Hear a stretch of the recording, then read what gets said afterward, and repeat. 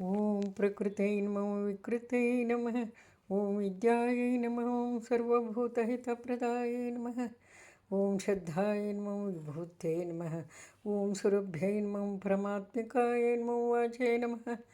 ॐ पद्मालयायै नमः ॐ पद्मायै नमः शुचये नमः ॐ स्वाहायै नमः स्वधायै नमः सुधायै नमः ॐ धन्यायै नमः ॐ हिरण्मयै नमः ॐ लक्ष्मै नमः ॐ नित्यपुष्टाय नमः ॐ विभावर्यै नमः ॐ आदित्यै नमः दित्यै नमः दीप्ताय नमः वसुधाय नमः वसुधारिण्यै नमः ॐ कमलायै नमः शान्तायै नमः कामाक्ष्यै नमः ॐ कमलसम्भवायै नमः अनुग्रहप्रदायै नमः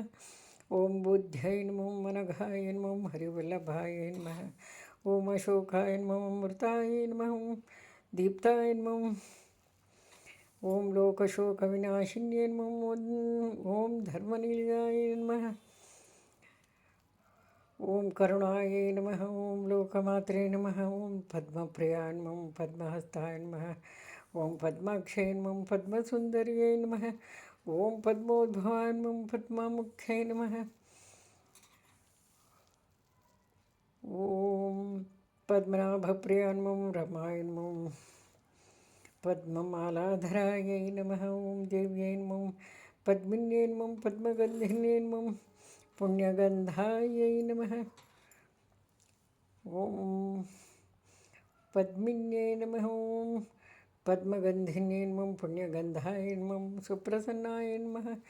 ॐ प्रसादाभिमुख्यै नमः ॐ प्रभाय नमः ॐ चन्द्रवदनाय नमः ॐ चन्द्राय नमः ॐ चन्द्रसहोदर्यै नमः ॐ चतुर्भुजाय नमः ॐ चन्द्ररूपाय नमः ॐ इन्द्राय नमः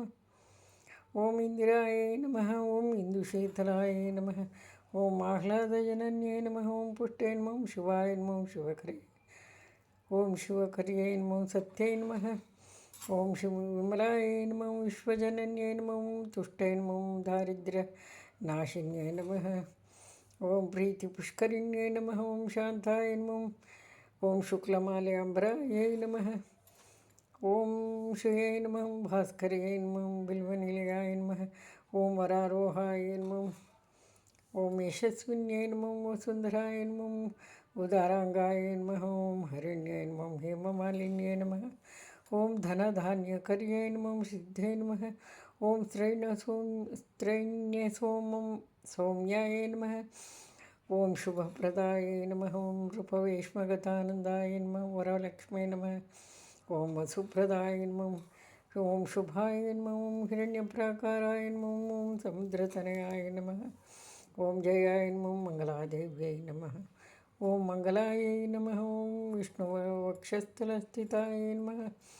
ॐ विष्णुपत्न्यै नमः प्रसन्नाक्षै नमः ॐ नारायणसमाश्रिताय नमः ॐ दारिद्र्यध्वंसिन्यै नमः देव्यै नमः सर्वोपद्रवनिवारिण्यै नमः ॐ नवदुर्गाय नमः ॐ महाकाल्यै नमः ब्रह्मविष्णु शिवात्मिकाय नमः त्रिकालज्ञानसम्पन्नाय नमः भुवनेश्वर्यै नमः इति श्रीलक्ष्मी अष्टोत्तरशतनामावली सम्पूर्णं सन्मङ्गलानि भवन्तु।